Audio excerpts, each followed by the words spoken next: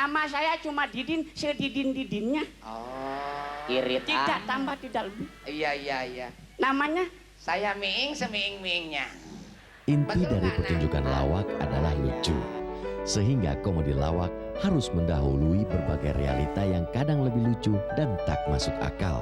Kini melawak jelas harus punya mutu, dan agar sebuah lawakan lucu dan bermutu, pelawak harus memeras otak. Modalnya tak cukup dengan membanyol. Pijakan dasar kita cara menggali kreativitas adalah dari informasi awalnya. Basicnya itu. Kita jangan cerita soal Jakarta kalau kita tidak pengetahuan tentang Jakarta gitu. Bohong itu, akan ngaco. Kita untuk membicarakan satu materi, satu bidang, tanpa mengetahui bidang itu, bohong kita bisa melucukan. Jadi lebih kepada mastering, lebih kepada penguasaan masalah dulu, baru kita meng-create gitu.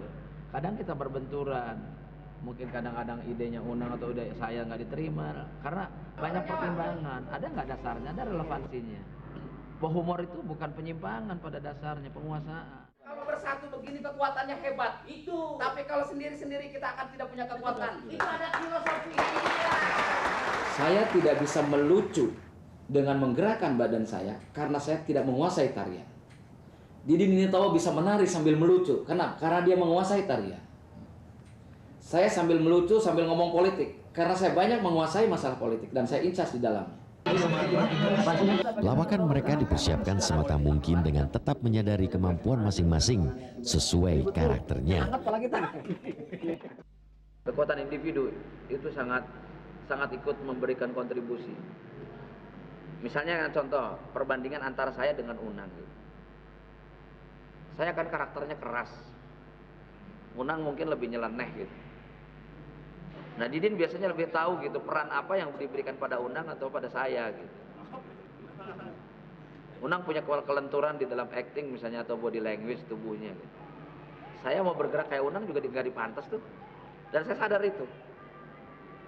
Saya tidak pernah mampu memainkan alat musik seperti Unang, biarlah bagian Unang.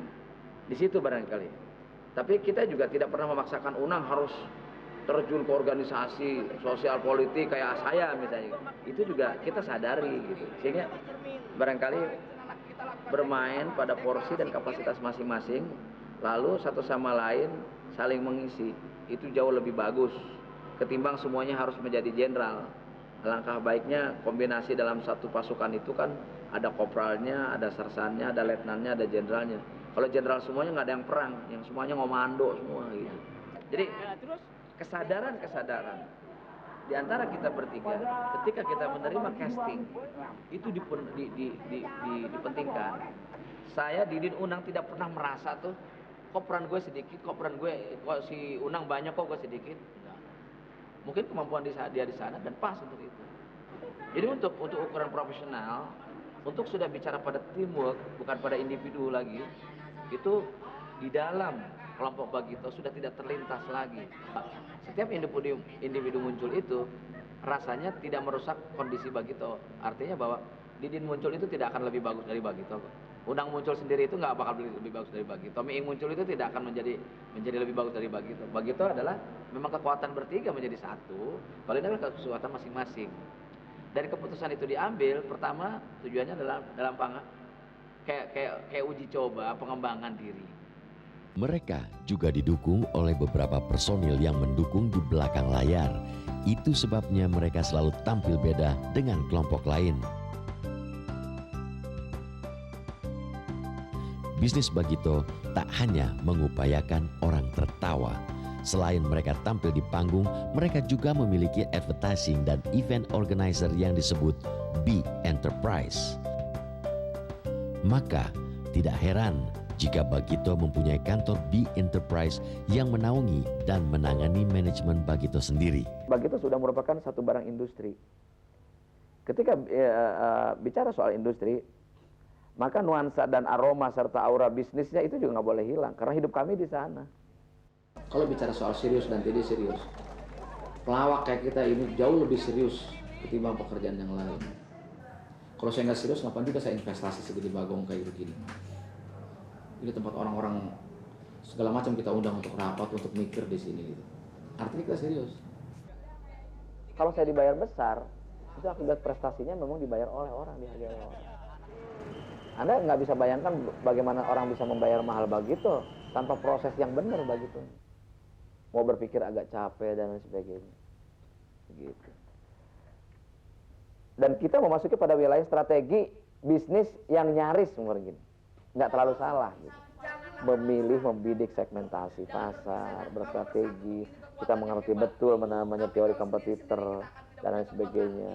Kelemahan kompetitor kita tahu di mana, lalu ceruk yang kosong di mana, lalu kita bisa intip daya beli market kita seperti apa. Kita memahami sedikit banyak gitu soalnya. Makanya kita ada di sana. Sah saja kan? Banyak orang, oh nggak bisa, kesenian itu milik semua orang. Iya, universal kok. Silakan saja. Tapi ketika itu menjadi sebuah industri, kita punya hak untuk menentukan pilihan. Masa Marlboro harus di pasar, masa dipaksa harus kayak Jinggo? Kan nggak mungkin lah. Biar aja dia jadi Marlboro, dia jadi Lucky Strike. Jinggo jangan diganggu, laku juga nggak ada pasarnya kok. Menghadapi pasar yang sudah maju, maka antara pelawak dan si konsumen harus sejajar. Bila tidak, maka si produsen akan habis dilibas karena tertinggal oleh konsumen yang selalu maju berkembang. Kalau pasar kita berubah, knowledge-nya, perilaku pasar dalam hal ini konsumer atau user kita yang mengundang kita, berarti kita mesti berubah. Kalau kemarin kita sekedar nonton TV, barangkali sekarang harus baca koran. Kalau kemarin cuma sekedar baca koran, besok mesti baca majalah. Atau mungkin baca literatur dan referensi buku yang lainnya. Karena apa? Karena pasarnya semakin pinter. Itu kan berubah. Hal itu sangat disadari oleh Bagito. Maka untuk mengembangkan kemampuan diri pun selalu terus dilakukan. Pada dasarnya tujuan Bagito adalah menghibur, bukan mengkritik. Kalaupun misalnya ada bumbu kritik di sana, itu adalah salah satu mungkin ya warna dia ya. Boleh dibilang jualan dia, positioning dia di sana.